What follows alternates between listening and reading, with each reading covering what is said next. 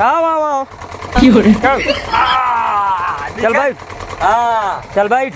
निकल मालिक। ऐसा गाड़ी चला दूंगा कि तो आपको देखते ऊपर नीचे हो जाएंगे। चल स्टार्ट कर देखी तो और निकले ही वहाँ से स्टार्ट होता है।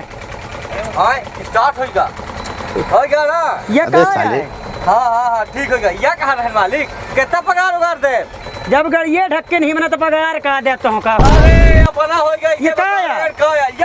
जब चलाऊंगा जब जानते नहीं आते तो का दे पैसा। अरे यार ऐसे अपना समझ का। चल निकल। ये गियरों भर पता नहीं है ड्राइवर मिली तो बताऊ। अरे तो लगे गाड़ी चला बनाना तो लगे लासान ना तक एक गेट का कहते लगे वह कुकुर के ना कुकुर समझे का ये कले चाह रे ये कले चाह। अरे चली हो जा। चल बहुत दिखा है पाकर तोरी का बहुत है मैं। चल अब यहाँ तक बोला हम चल हो ड्राइवर मिल जाए। चल हम घर से किराया लगे हैं तो खुद ही ता जावे के हमारा मूड खराब होए तो फिर चल हम तक ले तो होगा बहुत ज्यादा मारे बता दे।